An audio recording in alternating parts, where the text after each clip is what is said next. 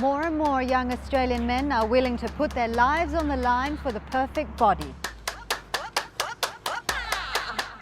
Studies show they're bowing to social pressure to be bigger and stronger.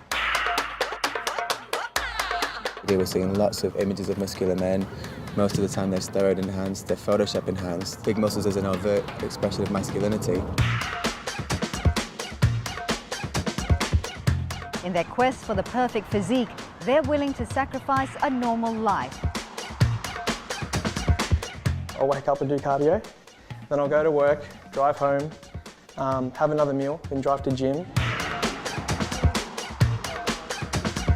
You get sick of it, you get frustrated, but in the end it's all worth it. While some take it to the extreme.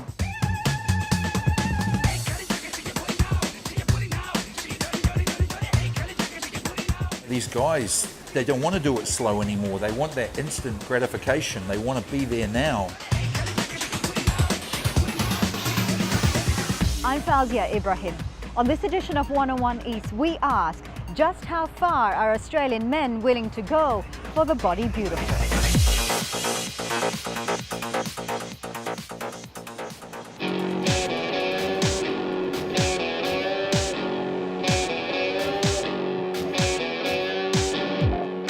Sydney's Bondi Beach, probably the most glamorous of Australian beaches. While the sun, sand and surf are a definite attraction, so are the bodies on display. In summer, this beach becomes the pageant stage for young, fit men to show off their physical prowess. For some, achieving physical perfection is a pastime. For others, it can be an obsession. Hello, John speaking. Johnny Starr has two lives. By day, the 23-year-old works as a real estate agent in Melbourne, successfully dealing with multi-million-dollar properties. You've got to be really disciplined in real estate. You've got to get on the phones, prospect, find people who are willing to sell and sell with you and build this sort of network and database. Mary, how you going? Chris, how are you, mate? Have one through? Yeah. Sweet, let's go.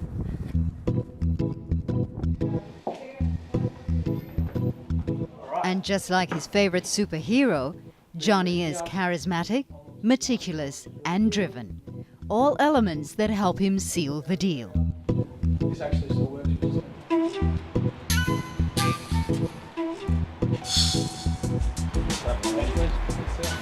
By night, Johnny works at sculpting his body. He's a member of the Melbourne Aesthetics Crew, a group of young men dedicated to achieving what they consider the perfect physique.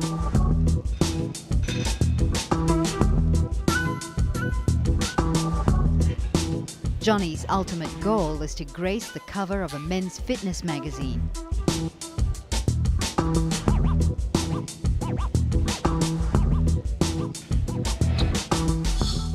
Getting there means eating a regimented diet of clean foods and training up to 3 times a day.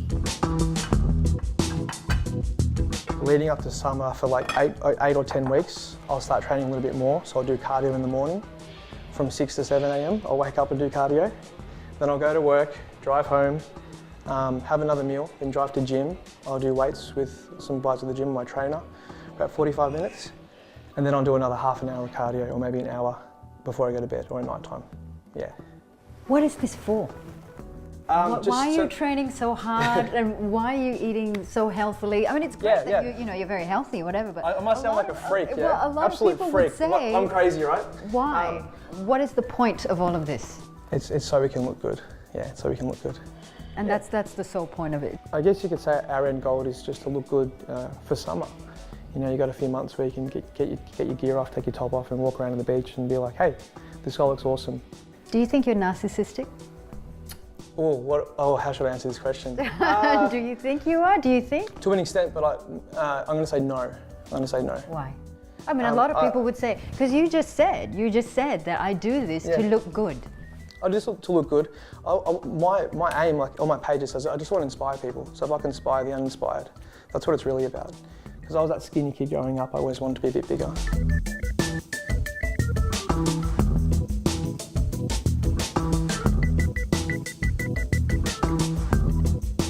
attention or whose approval are you seeking? No one's approval. How do I answer this question? You know, obviously there's a bit of respect between, if you see someone that trains, you know what goes into it, so there's mutual respect between guys, no homo. And then obviously with girls are always going to, you know, are attracted to bigger guys. I think anyway, we're more athletic guys, so.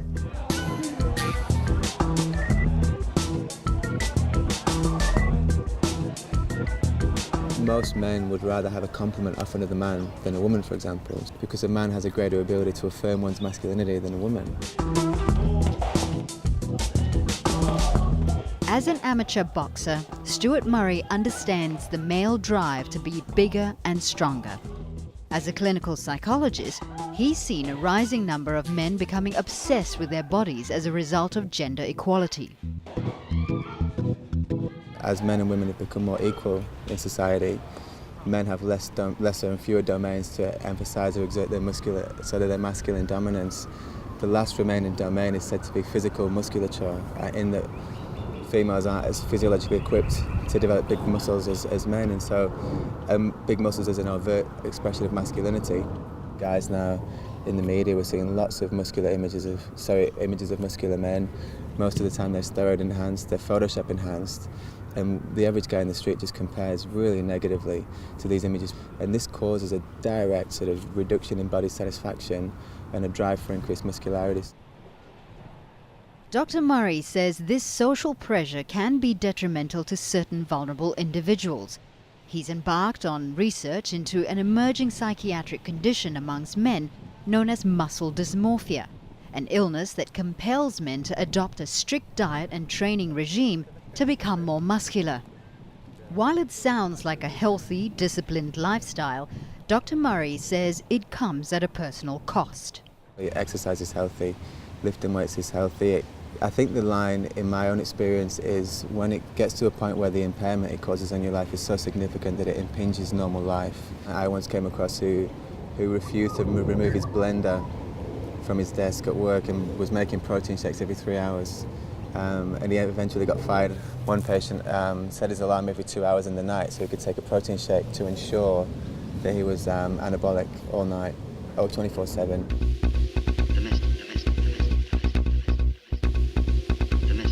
Keeping anabolic, or a state of continued muscle growth, is pushing some men to turn to performance-enhancing drugs. Under normal circumstances, steroids and human growth hormones are medically prescribed to aid with certain ailments. But these drugs are also recognized among bodybuilders as chemical aids to help build body mass. I think steroids are becoming so prevalent at the moment, and men now are becoming increasingly objectified, and our bodies are viewed more aesthetically than functionally. And so it is a quick boost to an aesthetically desirable body. Sociologists say this quest for the perfect physique is ingrained in boys from an early age. It's not enough for today's superheroes to possess upstanding characteristics. Their bodies need to be overtly ripped and muscled as well. In some eyes, Luke Schembri is considered a superhero. He's a fireman in the New South Wales Fire Brigade. He also runs a successful business selling healthy meal plans. And he's won the International Federation of Bodybuilders Mr. Australia title twice. Many of his clients want to attain his physique, but Luke is quick to tell them there are no shortcuts. Look, it's not about sort of going hard in the gym for a week or training real hard for a month. You know, it's every year putting it back to back, and that's what it's taken for me to get here. It wasn't overnight. It's just been a very hard, long road. Luke is wary when asked about reports of steroid abuse in the bodybuilding industry. There's definitely people in the bodybuilding industry that give it a bad name. You can't help those people, like, you know what I mean? All you can do is promote an image of yourself, live your life your way, the way you want to be, and hopefully others will look at you and use you as a positive role model, and they won't focus on the negative sides of what people can do, you know, in any type of sport. When people look at you and they see bodybuilder, they see you're big, you're huge, they say, must be steroids. Is that true? Look, I tell them I've been training 14 years. when they see my diet plan and how I eat every day, when they see how hard I train, when I show them photos of me 5 years ago, even halfway to where I am at the moment, and then they realise, you know what, this guy's put in the hard work over 13, 14 years. You know, there was no quick fix for this guy. He's done the hard yard. But have you ever been tempted to take steroids? Look, there's always that part of it, and it's always going to be involved in bodybuilding and trying to be the best you can, and that is up to the individual. And I guess, look, it's always out there in any sport, you know, and there's nothing you can really do that's ever going to take that away, and it's just, you have to make that decision for yourself. While Luke promotes a healthy program for bodybuilding, others are looking for shortcuts, turning to performance-enhancing drugs. Australia has one of the world's strictest drug laws, and it is illegal to acquire steroids or growth hormones without a prescription. No one we spoke to would admit to taking the drugs, but several told us of the existence of a large black market. Many of the drugs are acquired from overseas, particularly from countries where regulation is lax, amongst them Thailand. This Southeast Asian country has long held the promise of exotic adventures for young travellers. The country's food, culture, people and landscape draw millions every year. There's something for everyone: families, couples, holiday makers. And those seeking to experience another side head to Sin City, Pattaya, where anything goes.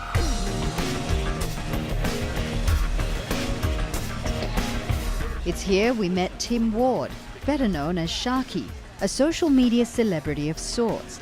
Sharky left Australia 3 years ago and retired to Pattaya, where he spends much of his time at the gym. This larger-than-life character is now part of the city's attractions, with fans the world over seeking him out. Sharky says he's noticed a rise in the number of young men visiting Thailand to start a cycle of steroids.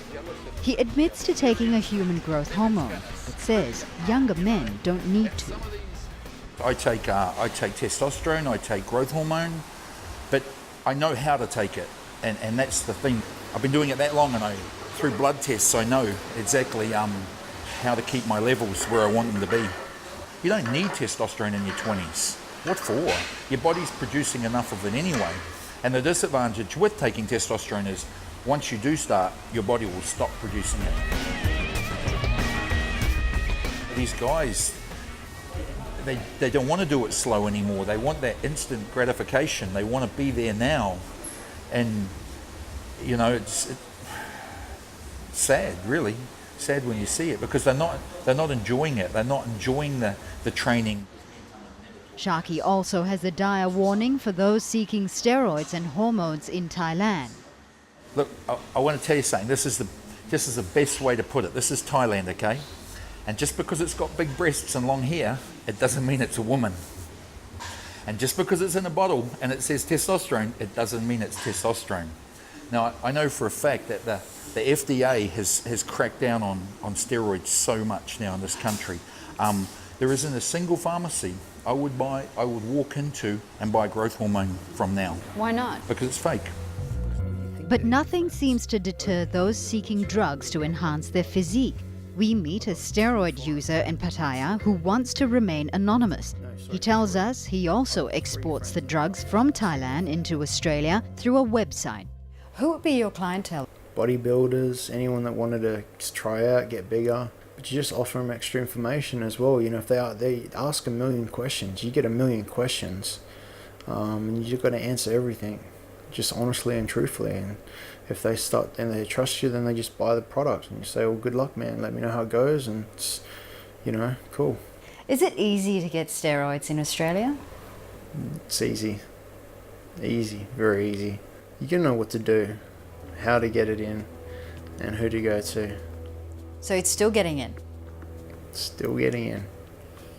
despite what the customs people say. Customs are useless. But is this the real stuff, or is this the fake stuff that you'd be selling? No, I sell real stuff. You want repeat customers. You don't want people to inject themselves or something worse, and then, you know, it gets tracked back to you. Then where do you get the real stuff from? Over the counter.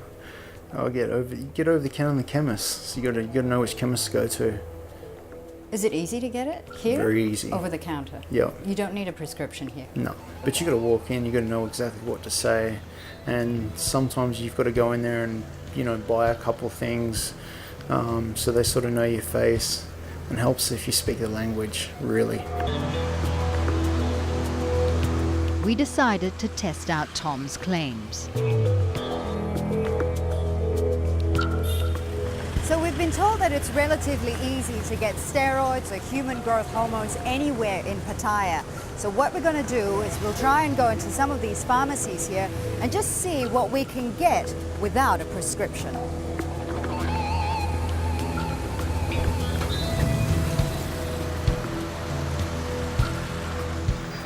Introกับเดก้าค่ะ for it's Nandorone for yes for muscle. I only sell, not recommend for inject for tablet for muscle. Yes. Okay. And then there were the friendly ones who knew their way around the law. มีของแบบว่าตัวนี้คือจะเป็นเหมือน original brand This is original brand This is Deca คือว่า original brand ได้ไม่มีปัญหากับ FDA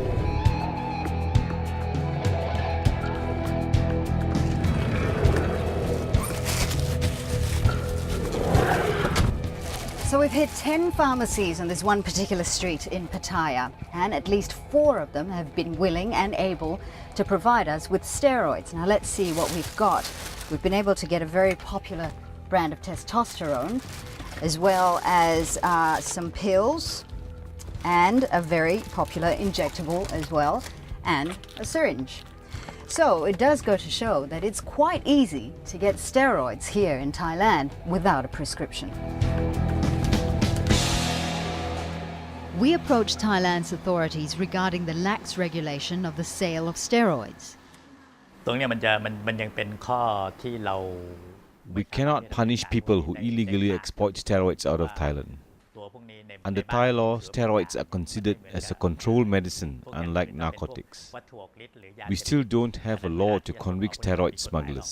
But don't you think then that this just creates and encourages a black market in steroids because of the lack in penalties?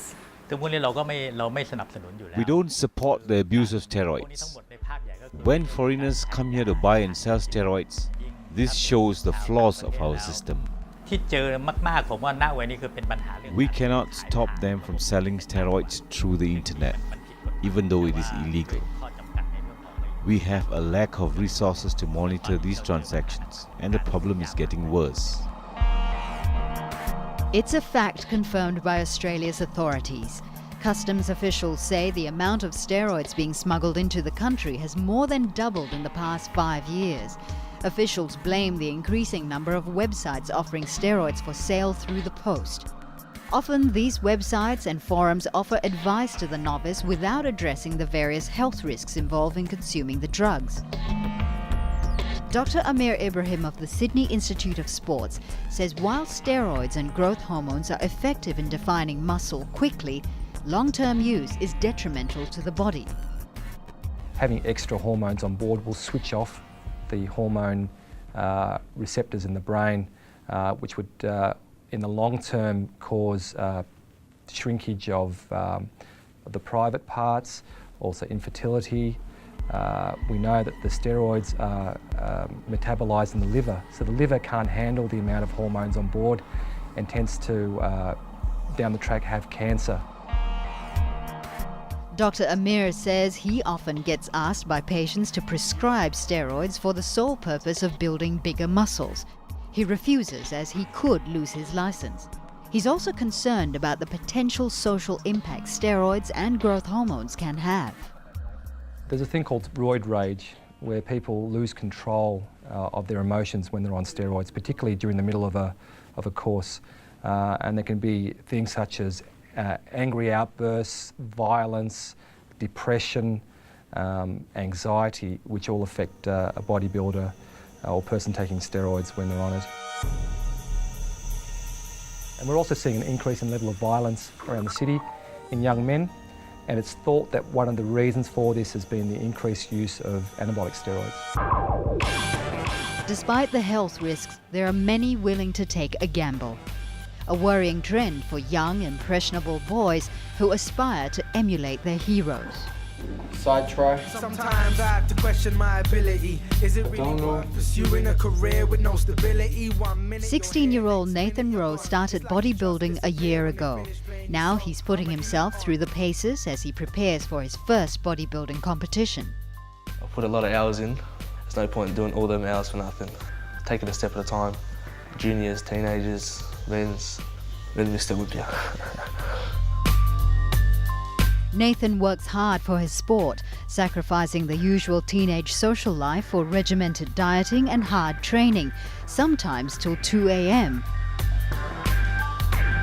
While other parents may worry about such a level of dedication, Sue Rowe encourages her son. I know that he's in a safe, secure place and I can rest at night. I know that he's not out on the streets getting himself into any trouble. He's in a safe place. Nathan of years ago was diagnosed with ADHD, lack of concentration, high on sugar. Comparing him from then till now, total difference. This has honestly helped him with his diet, ability to concentrate a lot more. He's a totally different person. ADHD, I think, has gone out the window. Sue is well aware of the reports of steroid abuse in the sport her son is entering, but trusts him enough to make the right judgments.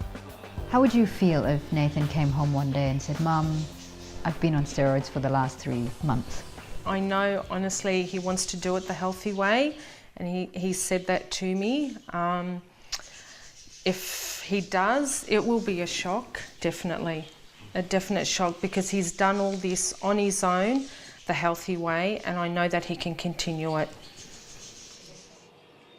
Nathan's commitment to his sport requires him to prepare up to 6 meals a day and no junk food. A lot of chicken breast, a lot of fish, less potatoes, less spaghetti or pastas and so on. Yeah, just proteins. It's annoying, but you got to do what you got to do to be what you want to be, you know. Do you feel like you're giving up on food? I love food. You get sick of it, you get frustrated, but in the end it's all worth it. Nathan doesn't think he's missing out on his teenage social years either, preferring to spend his time at the gym. He hopes to be able to work his way up to rivaling his bodybuilding idols. When you first started seeing results, Yeah. what was the feeling? Oh, it's great, amazing. Used to pump. You see this little vein come out of my arm. I was like, what is this? You know? And that got me happy. I was like, I want more veins. Well, then you start to see muscle mass. And I started always, I used to carry a measuring tape. I used to measure my arms all the time. And I was like, wow, man, 1 month, like, grew like that little bit. You just want to keep going and on and on. I'm not going to stop until it gets, boom. Everyone has a certain peak with their body that genetics will limit. Yeah. How far are you willing to go beyond that? Are you willing to take steroids to get bigger? Maybe older. When I know I've stopped growing and I'm struggling with it, then of course I need a boost. Like, a lot of people think steroids just make you big like that, but it's the amount of work you have to put into it, the working out, the dieting, it's just the same. It's just going to help you that bit. Like, for sure when I'm older, if I want to take it on board, yeah. But you do know the health risks that are involved, and you're willing to risk your health in order for the sport. Yeah. Why?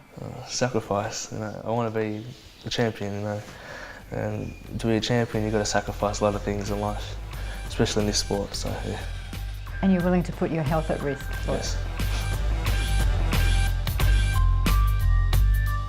Nathan still has a long road ahead of him to achieve his ultimate goal.